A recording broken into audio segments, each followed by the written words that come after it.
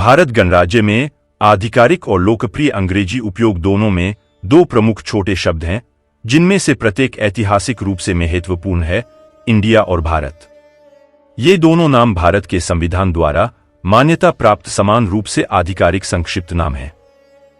जब भारतीय आपस में बात करते हैं तो सबकॉन्टिनेंट के अधिकांश सामान्य राष्ट्रों वाले क्षेत्र के लिए एक वैकल्पिक नाम के रूप में तीसरा नाम हिंदुस्तान का उपयोग किया जाता है। इंडिया शब्द का पता बहुत पहले लगाया जा सकता है, जब इसकी तुलना 5वीं शताब्दी ईसा पूर्व के यूनानी इतिहासकार हेरोडोटस से की जाती है, जिन्होंने पहली बार ग्रीक पर्सपेक्टिव से इंडिया का उल्लेख इंडोस सिंधु नदी से किया था और फारसी के लिए इसका समकक्ष हिंदू है। क्या आपको पता है कि भारत नाम कहां से आया है? ओडिशा में भुवनेश्वर के पास उदयगिरी पहाड़ियों में 2200 साल पुराना हाथीगुम्फा शिलालेख पाया गया है।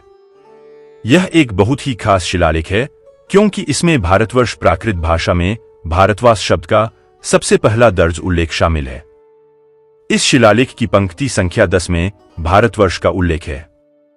जायसवाल और बनर्जी द्वारा एपिग्राफिया इंडिका वॉल्यूम 20 में प्रकाशित अनुवाद सार्वजनिक रूप में है। यह शिलालेख कलिंग के महाराजा खारवेल महामेघवाहन द्वारा बनवाया गया था और पूरे भारतवर्ष में उनके अभियानों को संदर्भित करता है। यह शिलालेख दूसरी शताब्दी में खारवेल के शासनकाल के 13वें वर्ष का है। इस प्रकार हमें निर्विवाद प्रमाण मिलता है कि 2200 साल पहले हमारा देश भारत के नाम से जाना जाता था। विष्णु पुराण अध्याय 2 श्लोक 3.1 में भी यह लिखा हुआ है कि उत्तरन यत् समुद्रस्य हिमाद्रेश्चैव दक्षिणम वर्षं तद भारत नाम भारती यत्र संत्य। इसका अर्थ है वह देश जो समुद्र के उत्तर में और हिमालय के दक्षिण में स्थित है, भारत कहलाता है। वहां राजा भरत के वंशज रहते हैं। ऋग्वेद संहिता के 18वें भजन मंडल 7, जिसे वशिष्ठ मंडल पुस्तक के रूप में भी जाना जाता है, में दशरागे या 10 राजाओं की लड़ाई का विस्तृत वर्णन है।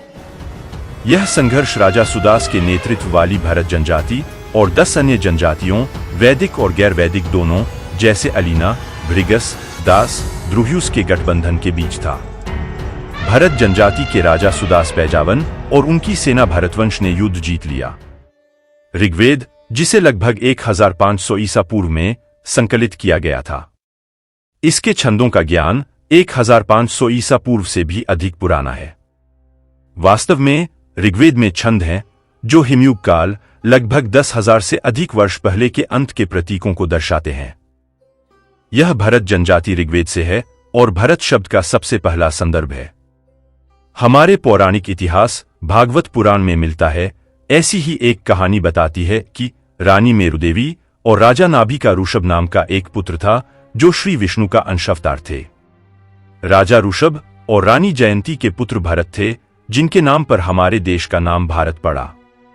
इस कहानी का दूसरा संस्करण हमें बताता है कि मरुदेवी माता और नाभि राजा जैनियों के प्रथम तीर्थंकर ऋषभ देव के माता पिता हैं, जिन्हें आदिनाथ के नाम से भी जाना जाता है।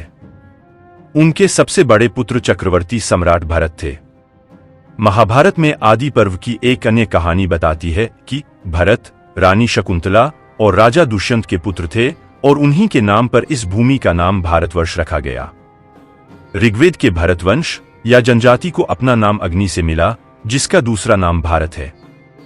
इस प्रकार प्राचीन वैदिक भरतवंश का प्रतीक अग्नि उपासकों का एक समुदाय था। एक श्लोक ऋग्वेद में लिखा है, त्वन्नो असि भारताग्ने वशाभिर उषाभि अष्टापादिभिराहुत, अर्थात अग्नि, भरत के वंशज, तुम हमारे हो। यज्ञ में आग जलाने वाले पुरोहितों को भरत भी कहा जाता है। जैसे ही वे अग्नि शुरू करते हैं, अग्नि को प्रतीकात्मक रूप से उनके बच्चे के रूप में संदर्भित किया जाता है। संस्कृत व्याकरण के अनुसार एक बच्चे का नाम माता पिता के नाम उनके गुण वृद्धि में एक या अधिक स्वरों को बढ़ाकर रखा जा सकता है। इसके आधार पर अग्नि पुजारियों भरत का प्रतीकात्मक पुत्र है और इसलिए ऊपर दिए गए भजन में उसे भरत, भारत कहा गया है।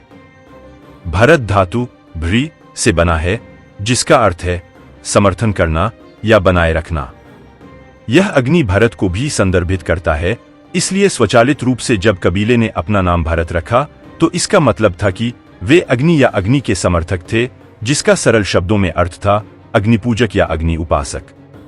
इस प्रकार भारत, भरत नाम के पीछे प्राचीन अग्नि यज्ञ संस्कृति की पहचान निहित है, जिसे अग्निहोत्र संस्कृति के नाम से जाना जाता है। भरत कबीले अग्नि उपासक थे और निरंतर अग्निहोत्र करते थे। उनका प्रारंभिक नियंत्रण क्षेत्र सप्तसिंधु क्षेत्र था।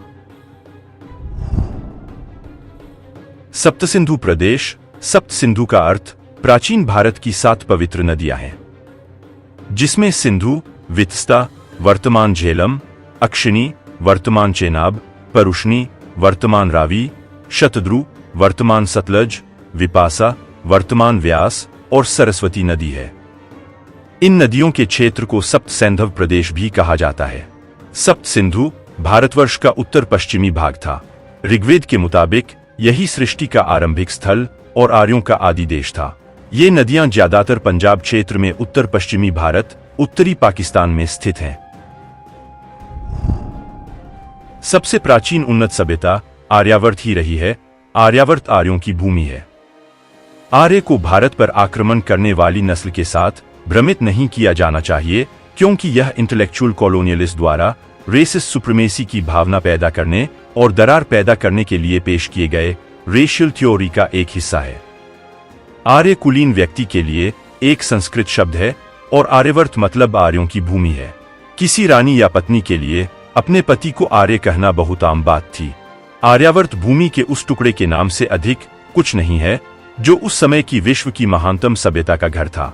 आर्यावर्त वह क्षेत्र था जो अफगानिस्तान के पूर्व से भारतीय उपमहाद्वीप के पूर्व तक फैला हुआ था। यह क्षेत्र, जिसे सामूहिक रूप से आर्यावर्त कहा जाता है, वैदिक सभ्यता का प्रतीक था, जिसमें कुल मिलाकर सभ्य दुनिया के 16 प्रमुख साम्राज्य थे, जिन्हें 16 महाजनपद के रूप में भी जाना जाता था।